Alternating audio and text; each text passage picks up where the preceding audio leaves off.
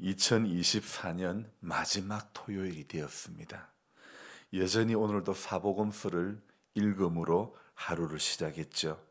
본문의 말씀이 안 그래도 마음 한켠 제 마음 안에 한켠 작은 구멍이 난 것 같은 뭔가 뚫려 있는 것 같았는데 이 말씀을 오늘 이 18장 12절부터 14절의 말씀을 읽으니 저 자신을 더욱 돌아보게 만듭니다. 작년에 우리 교회에 오셔서 함께 신앙생활하다가 지금 함께하지 못하는 분들이 늘 제 마음 한켠에 자리 잡고 있습니다. 물론 서운한 마음이 있는 분도 있을 것이고 이런저런 이유가 있을 것입니다. 든 자리는 몰라도 난 자리는 안다는 그 말이 크게 느껴졌습니다. 잘 해드린다고 해도 정작 본인의 필요와 상충할 때 또는 오해하거나 서운한 감정이 드는 것까지는 저도 어찌할 수 없는 역부족일 때가 있다는 것을 느낍니다. 하지만 함께 하시던 분들이 떠나갈 때는 떠나간 그 사람을 탓하는 것이 아니라 제 자신을 향해서 질문을 해보지 않을 수가 없습니다. 너 지금 방향이 맞는 거니? 이게 바람직한 것이니? 라고 말입니다. 유튜브 방송을 한 지도 3년 반이 지났는데 그동안 계속하여 구독자가 한 명 한 명 늘어왔는데 536명을 기점으로 내리락 오리락만 계속 반복하고 있죠. 여러분, 세상 사람들에게는 세상 방송에는 구독자 수가 곧 돈이 될 수도 있겠죠. 구독자 수와 조회수가 많으면 수익이 나기 때문이죠. 하지만 설교 방송으로 수익이 나는 것은 성경의 비유를 든다면 낙타가 바늘 구멍에 들어가는 것보다 더 힘듭니다. 이것은 인기평가도 아니고 한마디로 이렇게 생각해 보면 어떨까요? 은혜가 있다 없다 이렇게 볼 수 있는 문제가 아닐까.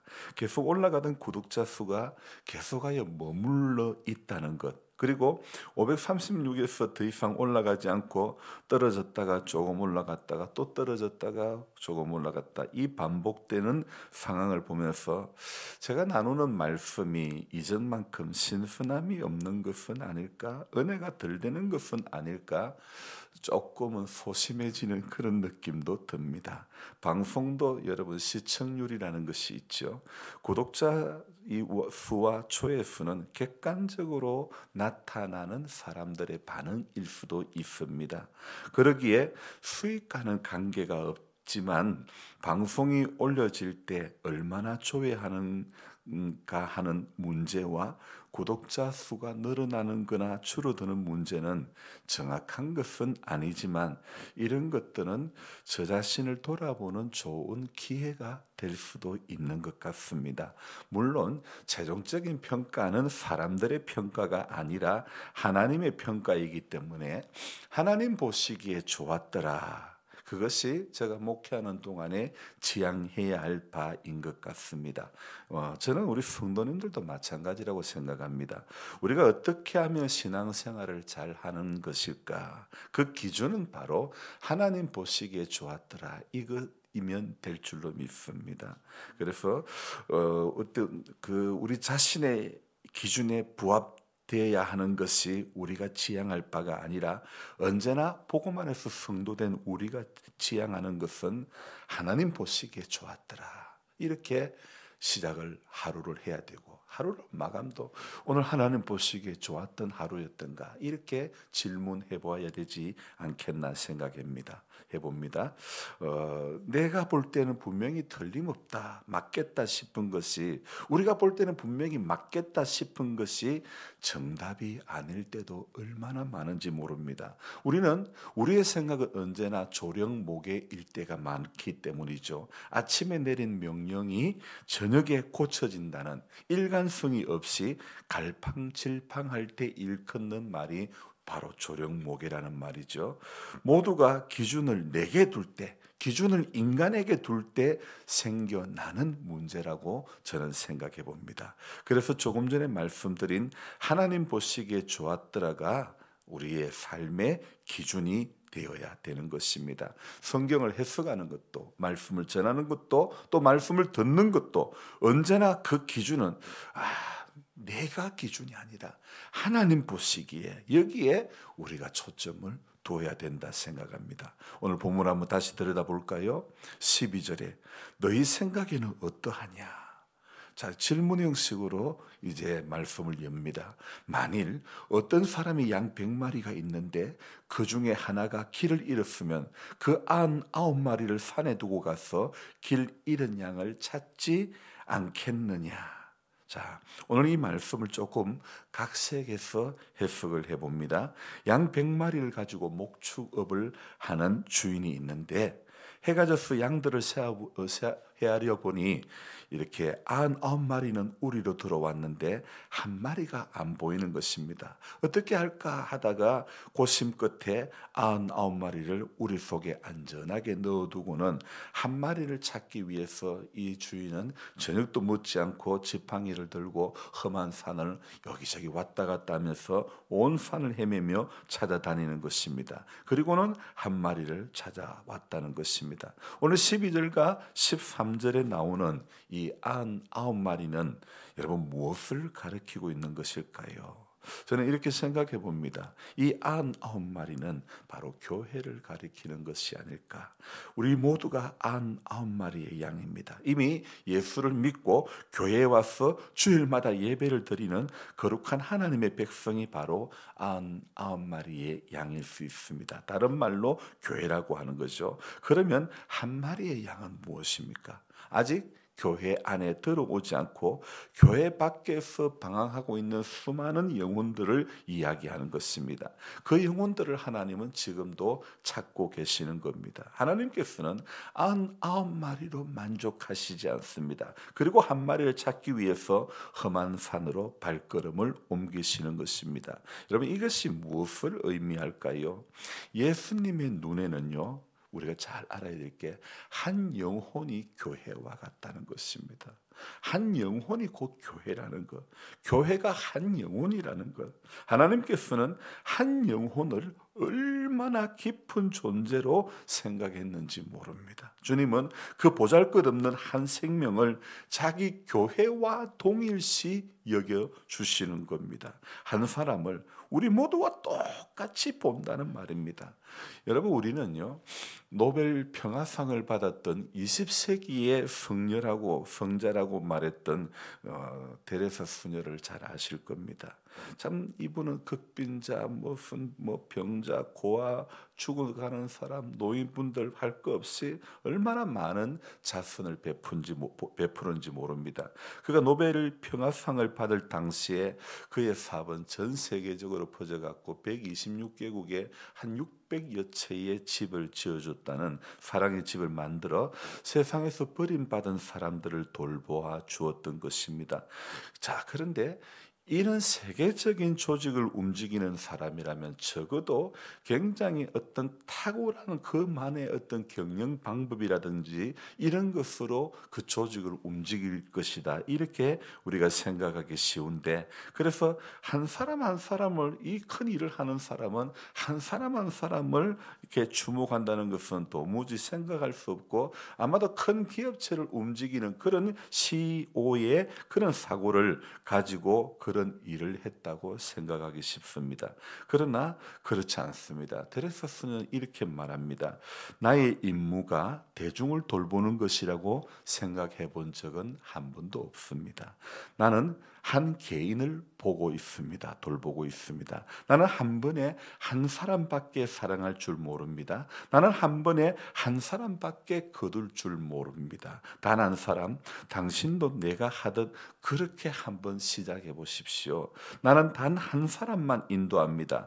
만일 그렇지 않았다면 지금까지 42,000명이 넘는 사람들을 인도하지 못했을 것입니다. 내가 한 모든 일은 바다에 물 한 방울 보탠 것밖에 안 됩니다. 그렇지만 내가 물 한 방울을 보태지 않았다면 바다는 물 한 방울이 모자랐을 것입니다.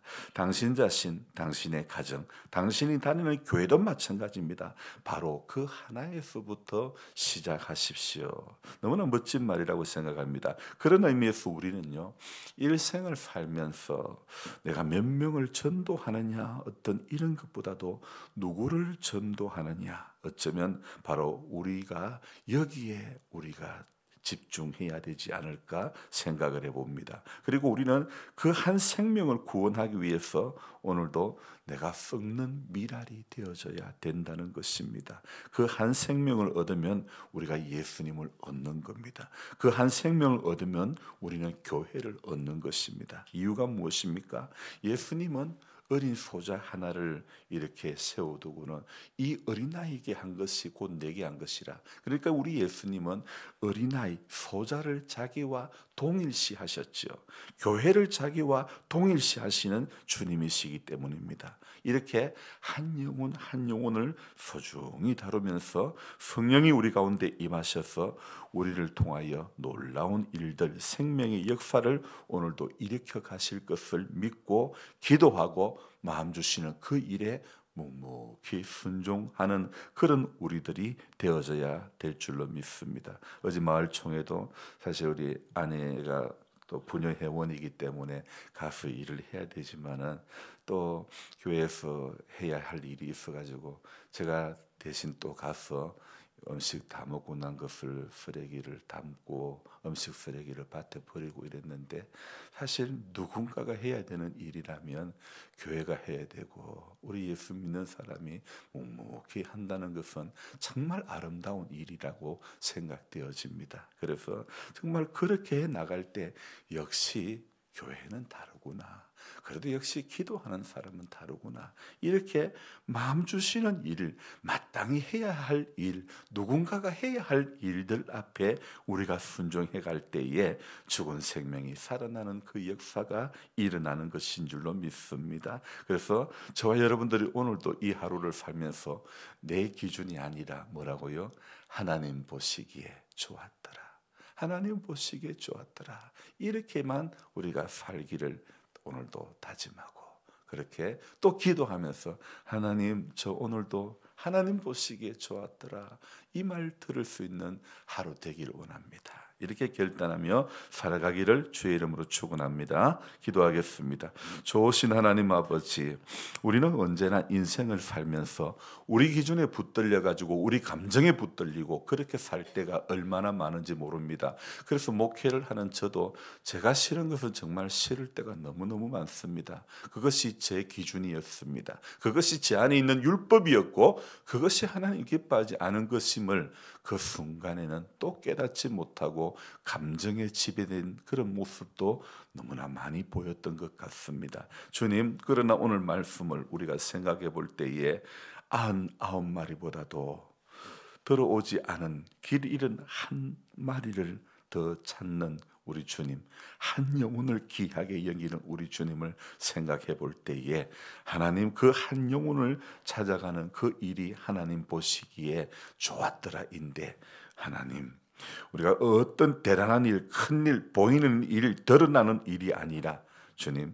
감추어진 일, 알아주지 않는 일, 드러나지 않는 일 가운데 마땅히 누군가가 해야 될 일들 앞에 우리 예수 믿는 우리 성도 한 사람 한 사람이 그 일에 순종하며 그 일에 묵묵히 감당하면서 우리가 오늘도 미랄이 되어질 때에 하나님 보시기에 좋았더라의 그 말씀이 우리를 향해서 주님이 하시는 말씀이 되어질 줄로 믿습니다. 그래서 기준이 언제나 내가 기준이 되지 않기를 원합니다. 내 감정, 내 기분이, 내 경험이 기준이 되지 않고 오직 예수님이 무엇을 원하실까? 예수님이 어떤 가치를 가지고 공생의 사역을 하셨을까? 하나님 기뻐하시는 것, 하나님 보시기에 좋았던 것이 무엇일까를 생각할 줄 알고 그것이 우리 인생, 우리 삶의 기준이 되어서 오늘도 그런 마음으로